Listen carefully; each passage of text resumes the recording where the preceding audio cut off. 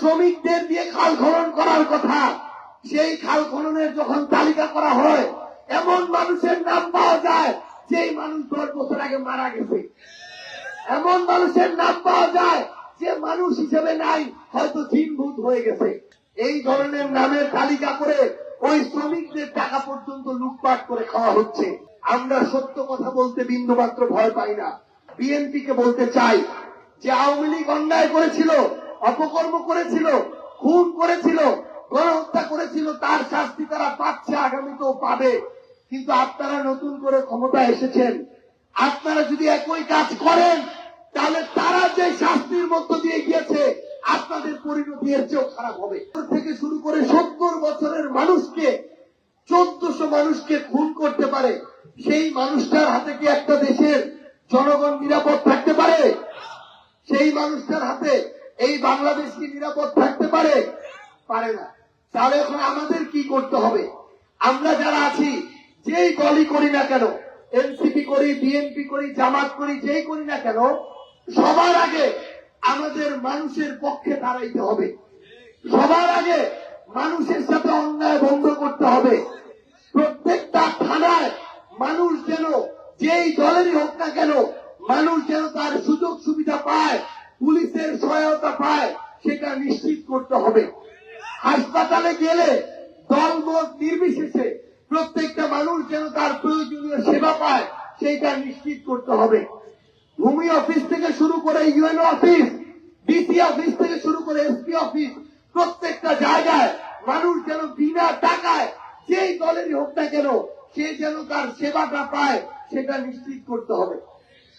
আমরা এখন এই জিনিসটা বিএনপিকে বলতে চাই যে আওয়ামী লীগ অন্যায় করেছিল, অপকর্ম করেছিল, খুন করেছিল, গণহত্যা করেছিল, তার শাস্তি তারা পাচ্ছে, আগামীতেও পাবে। কিন্তু আপনারা নতুন করে ক্ষমতায় এসেছেন, আপনারা যদি একই কাজ করেন তাহলে তারা যে শাস্তির মধ্য দিয়ে গিয়েছে আপনাদের পরিণতি এর চেয়েও খারাপ হবে।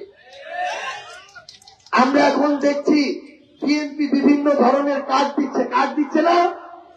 ফ্যামিলি কার্ড, কৃষক কার্ড, এই কার্ডগুলো শুধুমাত্র বিএনপির যারা ধানের শীষে ভোট দিয়েছে শুধু তাদেরকে দেয়া হচ্ছে।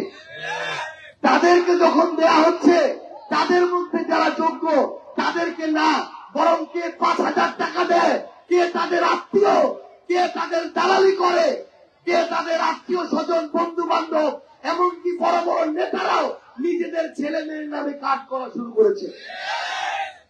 তাহলে এটা তো আগের লুটপাটের রাজনীতি। আবার নতুন করে আমার উপজেলায় খাল খনন শুরু হয়েছে। আমি আশা করি আপনাদের উপজেলাতে হয়তো 2-1টা শুরু হয়েছে। খাল খননের শ্রমিকদের দিয়ে খাল খনন করার কথা, সেই খাল খননের যখন তালিকা করা হয় এমন মানুষের নাম পাওয়া যায় যেই মানুষ 10 বছর আগে মারা গেছে। এমন মানুষের নাম পাওয়া যায় যে মানুষ হিসেবে নাই, হয়তো জিনভূত হয়ে গেছে। এই ধরনের নামের তালিকা করে ওই শ্রমিকদের টাকা পর্যন্ত লুটপাট করে খাওয়া হচ্ছে। রাস্তার কাজ শুরু হয়েছে, খাল খননের কাজ শুরু হয়েছে। টেন্ডার হওয়ার আগে বিএনপির নেতাদের কাছে ওই যারা টেন্ডার নেয় তাদেরকে অ্যাডভান্স টাকা দিয়ে কাজ শুরু করতে হয়। আমরা সত্য কথা বলতে বিন্দুমাত্র ভয় পাই না। এখানে আমাদের মায়েরা আছেন, বোনেরা আছেন, ইসলাম ধর্মাবলম্বী আছেন, সনাতন ধর্মাবলম্বী আছেন, অন্যান্য অনেকে আছেন। আমরা শুধু আপনাদের একটা কথা বলি, কে কোন দল করে, কার মার্কা কি, এটা বড় কথা না।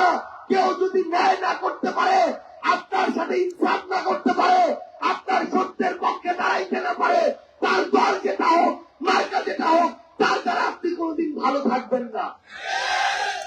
এখন আমরা যদি ভালো থাকতে চাই তাহলে আমাদেরকে ন্যায়ের পক্ষে থাকতে হবে, ভালোর পক্ষে থাকতে হবে, ইনসাফের পক্ষে থাকতে হবে।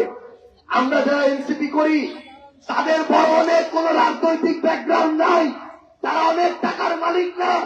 এইরকম একটা খোলা মঞ্চে হয়তো 5,000 টাকা খরচ করে প্রোগ্রাম করে, কিন্তু আমরা বিশ্বাস করি আমরা যদি ন্যায়ের পক্ষে থাকি, আপনাদের যৌক্তিক দাবি তুলে ধরি, আপনাদের জন্য ইনসাফের লড়াই করি, আপনারা আমাদের পাশে থাকবেন ইনশাআল্লাহ। আপনারা আমাদের পাশে থাকবেন তো? শুধু একটা জিনিস মনে করিয়ে দিই, আগামী দিনের লড়াইটা বিএনপি এনসিপি জামাতের লড়াই না, আগামী দিনের লড়াইটা সত্য আর মিথ্যার মধ্যে লড়াই, আগামী দিনের লড়াইটা ভালো আর মন্দের মধ্যে লড়াই, ন্যায় আর অন্যায়ের মধ্যে লড়াই, জুলুম আর মজলুমের মধ্যে লড়াই।